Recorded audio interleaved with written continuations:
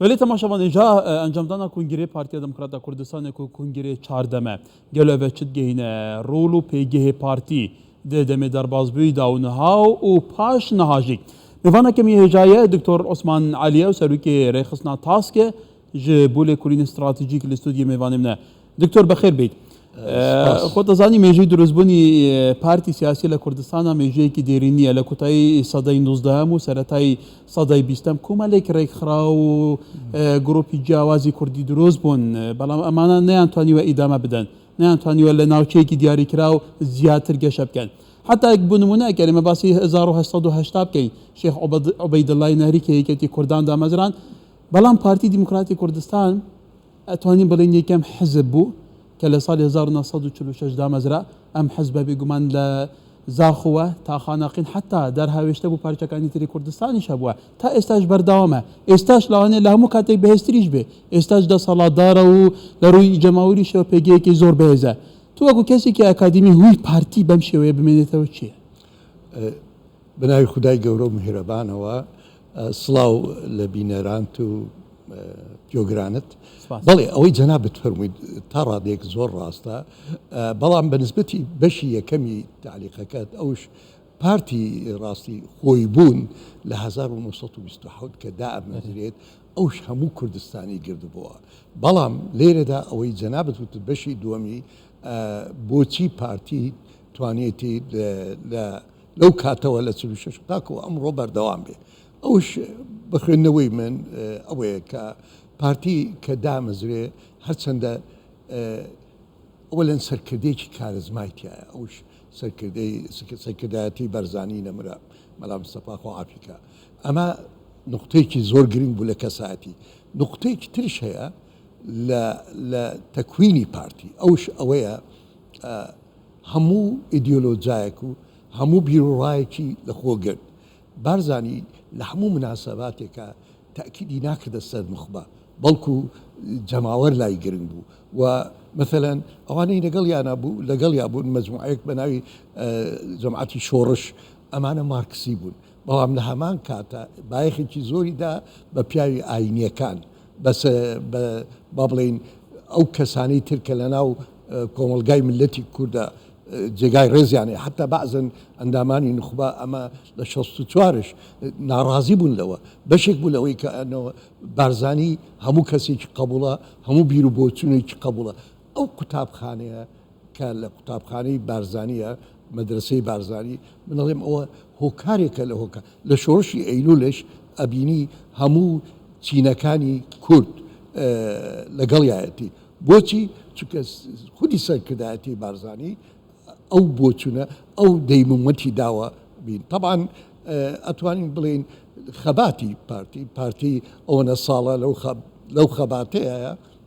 امش بوكو بلي جنزينيك بو حزب تراثك اما ديموميه داتي تاكو امره بعض مواقفك ككاتب التي كرد لا شخص كان اباده اكرا او انتنا حزبك بون لشاخ بون وقربانيان داوا ام شرعيه ميجويه ام بابلين خبات ميجويه شرعيتي كذاتي امره كبتواني بردوام بي وبهيزش بي لناو كومالغاي كردا ولی هلبت هوراز و نشوی زوری شبینی و پارتی بونمونه لدر انجامی ریکوتنی 1958 که کودتا کرا سیستم اداره کنی عراق لپاشاتی بو کماری گورا کمالک وعد با کردرا که کیشی کرد چاره سر بکنی کم جار بو لعراق کرد و عرب کو دها بش راسقین عراق بگمان پیناسا کرا دواتر پاشگز بونوی عبدالکریم قاسم پارتی جاری که دیگه توشی روشه کی تربو حتی انشقاقی 1964 گله بیر به لامان کادر ریکوت نامه شومکی جزائری 1975 او همو هورازون شوانه انتوانی و پارتی بوستین استاش خود ازانی پارتی همو جمعه اساسی کن و با پی در انجامی هل بجارتن لدست خوی داره بله اما راست او هورازي ونزمي كوال ميجوي بارتي دايا روي داوا اما حقيقتها بلام من ليرة دا اما شتك تركيز كما سر شتك ما مصاحب هاكار خودي شخصيتي بارزاني كشخصيتك بو زور بەرخودانی هەبوو یعنی بە هیچ جۆرێک سل لە نوێ ئاماژاکەمەس و زەختەکەمە سەر ئەو نقطەیە بەرژەوەندی ملەتی کورد پێش هەموو شتێک بولای لەبەرەوە اینجا ئینسان ملەتی لەگەڵا بێ چەندێک طبعا لە 75 موامەرەیەکی دەولی بوو لە بەڵام ئەو توانی وەکو بڵێ وتی ئەمڕۆ ئەم شۆڕشە ئەوستێت بەڵام لە فترێکی زووەدا دەست پێکاتەوە لەبەرەوە ئەوە بە نوکوسی دانەنا و بە شتێکی دایە وتی ئەم ملەتە صاحب حەقا و ئەتوانێت شتێکی تریشێ لە سەرکردایەتی بارزانی هیوادارم برایانی کە ئەمڕۆ سەرکردایەتی پارتیەکەن دائیمەن ئەمین پارتی سەرکردایەتی بارزانی خودی بارزانی نەمر لە کاتێکە جیهان دابەش کرابوو لە کاتی جەنگی سارد بە معسکەری سۆڤێتی و معسکەری با بڵێن سەرمایەداری بە قیادەی ئەمریکا بارزانی لەو زروفە ناسکەدا پەیوەندی لە لەگەڵ هەردوو لا هەبوو و یارمەتی وەرەگرت لاورە جا مامۆستاکار ئەمە بڵێم ئەمڕۆ تا پارتی بتوانێت ڕۆڵی خۆی ببینێ ئەو ڕۆڵە مێژوێ ببینێ ئەمڕۆ لە هەرێمدا با بڵێن لە هەرێمی ڕۆژهەڵاتی ناوەڕاستدا شتێک هەیە ئەوش ئەوەیە ئێمە دوو با بڵێن زۆر دراوسەی گرنگمانەیە لەلایەکۆ تورکیا لەلایەکۆ ئێران لەلایەکۆ ئەمریکامانەیە کە ململانی هەیە لەگەڵ ئەمریکا من ئەڵێم زۆر گرنگە سەرکردایەتی پارتی بەو نەهجە بڕوە ئێمە ئەبێ پەیوەندیەکانی خۆمان هاوسەنگیمانە بێ لەگەڵ تورکیا زۆر بۆکو بڵێ تەسیری هەیە لەسەر وەزعی هەرێم و لە هەمان کاتە جمهوریەی ئیسلامی لە ئێرانە ئێمە ئەبێ ئاگادار بین غەرب ئەمریکا چەندی ئێمە تحالفمانەیە پاڵمان نەنا بەو ڕێگایی کەوا بەسەر ئۆکرانیا سەرۆکی ئۆکرانیات ئێمە دراوسەی جمهوریەی ئیسلامی ئەبێ زۆر ئاگادار بین بەرژەوەندی ملەتی کورد ئەبێ ئەو پێوەرە بێت کە ئێمە علاقەمان چۆنەکەین چونکە مامۆستاکار ئێمە ئەگەر بێت ئەو هەڵەیە بکەین مەجال بدەینە غەرب ئیستیغلالمان بکەن و بەرەو بەرژەوەندی خۆمان بن دوای جمهوری ئیسلامی ئەتوانێ هەموو کوردستان و ئێرانکە و ئێمە ئەو حیمایی کە ئیسرائیل هەیەی ئەو قوبە سەخریەی پاتریۆت و ئەمانە ئێمە ئەوەمان نییە لەبەرەوە من ئەڵێم ئەو وانەی قوتابخانەی بەرزانی نەمر ئەبێ بەردەوام بێ ئەمڕۆ ئەبێ زۆر ئاگادار بین لە هاوسەنگیمان لە پاراستنی هاوسەنگی لە پەیوەندیەکانمان لەگەڵ دووەلی ئیقلیم بەڵێ دکتۆر ئەلبەت دکتۆر مەبەستمە کە توش پێشتر وتی خۆتە زانی ناوچەکە لە گۆڕانکاری دەراماتێکیدا زۆر جار بێگومان ڕەهەندێکی داینامیکی توندیش بەخۆیەوە دەگرێت ئیدی نەک لەسەر ئاستی ناوچەکە حتا لەسەر ئاستی جیهانیش زۆر جار ئەو گۆڕانکاریانە ئەو هاوکێشانە بێگومان کەم تا زۆر کاریگەریان لەسەر هەرێمی کوردستان هەیە لەبەر ئەوە هەرێمی کوردستان دیفاکتوی هەرێمێکی دەستوریە هەرێمێکی بەهێزە خەوان پەیوەندی زۆر گرنگ هەیە لەسەر ئاستی ناوچەیی و نێودەوڵەتی کەواتە لەم چارچوەیە پێویستە لە هەرێمی کوردستان چون ئیدارەی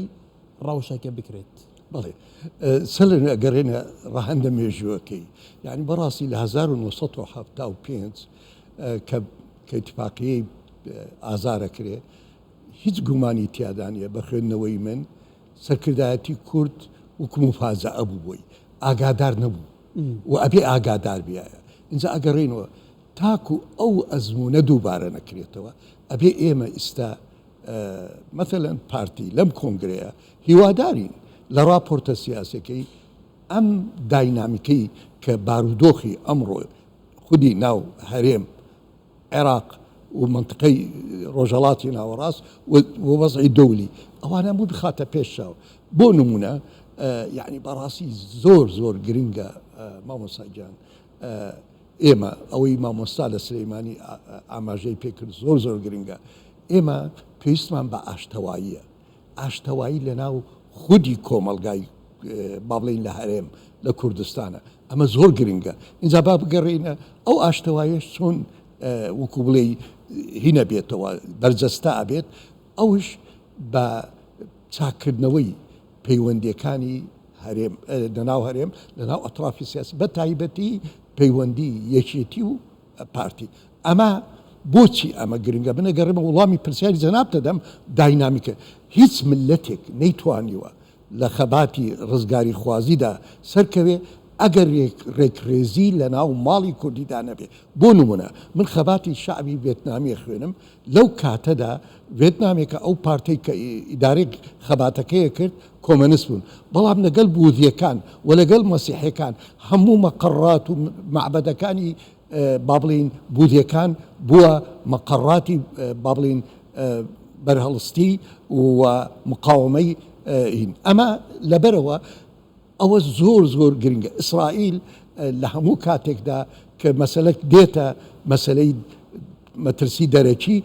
زۆر یەکڕێزی ماڵی ئیسرائیلی زۆر گرنگە لەو اینجا ئەمە یەک نقطەی دووەم ئەمڕۆ ئەوەی لە عێراقە ڕوەدا یعنی بەڕاستی پارتی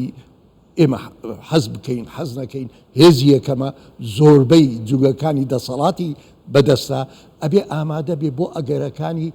ئەگەر ئەو وەزعی لە عێراقە ئێستا حکوومەت دامەزراوە بەڵام ئەمە کام حکوومەتە ئەمە ئەو حکوومەتەیە کە میلیشیەکان داناوە کە لە ژێر کاریگەری جمهوری ئیسلامی دانراوە هەمان ئەو میلیشیانن کەوا کوردستانیان ئەدایە بەرموشک درون ئەمە معنای حتى بە گوێرەی چاودێران ئەگەری سەر لە نوێ وەزعی تێکچوونی بەغا زۆر لەوێ باشە ئەبێ سەرکردایەتی کورد ئامادە بێ بۆ ئەو ئەگەرە بەڵێ دکتۆر ببەرە باسی پرسەش دەکەم بەڵام بەسمە پەیوەندیەکانی نێوان پارتی و یەکێتی خۆتە زانی پارتی و یەکێتی حتا لە سەردەمی شاخش لە چارچۆی بەرەی کوردستانی توانیانە سەرپەرشتی ڕاپەریم بکەن توانیانە پێکەوە حکوومەت و مواسە فەرمیەکانی هەرێمی کوردستان دامەزرێنن کە شەڕیش لە بینیان دروست بۆ هەر لە ئاستی سەرکرداتی هەردوو حەزب توانیانە ئاشتەوایی بکەن لە ئیدارەکردنی ڕاوشی عێراق لە دوای 2023 پێکەوە بوون لە بێگومان لە سەردەمی مام جەلال لە بەغدا زۆر تەبا بوون یعنی تو وەکو کەسێکی ئەکادیمی کە چاودێری ڕەوشەکەیەکی خەتای کامیانە ئایا خەتای یەکێتیە خەتای پارتیە ئەو لێک نزیک بوونە ناکە ئان خەتە ئەو گۆڕانکاریانەیە کە لە سەرکرداتی یەکێتی ڕۆیان داوە دوای مام جەلال وڵی ئەگەر ینی وەکو بەڕاش کاوانە قسە بکەین خەتای هەموو لایەکە خەتای ئەو فاکتەرە دەرەکێتشە کە فاکتەری دەرەکیشەیە جگەلەوە بۆشایەکی سیاسیە لە ناو یەکێتیدا ئەمە واقع دوایی وەفاتی مام جەلال جۆرە فەوضایەکەیە جۆرە نەبوو بۆشایەکی سەرکردەیەکی بە ئەزمونیان نییە بەداخەوە ئەمە فاکتەرە فاکتەری دەرەکیشەیە ئەوش دەستێوەردانی وڵاتەکانی دەرەکی بە تایبەتی جمهوری ئیسلامی بەداخەوە لەو زۆنە زۆر بەهێزە و ئەوانش بەرژەوەندی خۆیان هەیە بەڵام من چیڵێم هەمسانە گەڕێمەوە مێژوو لە دوو قۆناغی زۆر گرنگدا بۆ نمونە لە 1970دا سەدام کە بەیانی ئازاریدا تەوەقعیە کرد 6,000 چەکداری جەلالی هەبوو لەو کاتەدا تەوەقعیە کرد مەلا مستەفا و پارتی خەریکی ئەوانە بن و کورد خەریکی یەکترێ بێ بارزانینە من خوافیکە وتی نا وتی ئەوانە ئافی ئامیان بۆ دەرەکەم وتی وەرنەوە ناو پارتی ڕێگای بۆیان کردەوە دوای بەشێک لەوانە بوونە ئەندامی سەرکردایەتی پارتی سەر لە نوێ ئەو بۆچوونە من ئەڵێم کاک مەسعود و سەرکردایەتی ئەمڕۆ ئەبێ بەو بۆچوونە احتیوای مقابل کاک مەسعود بە ئەزمونترە پارتی ئەزمونێکی دەوڵەمەندیە ئەبێ بتوانانی احتیوای ئەو وەزع بکە ئەو گەنجانەی کە بێ ئەزمونن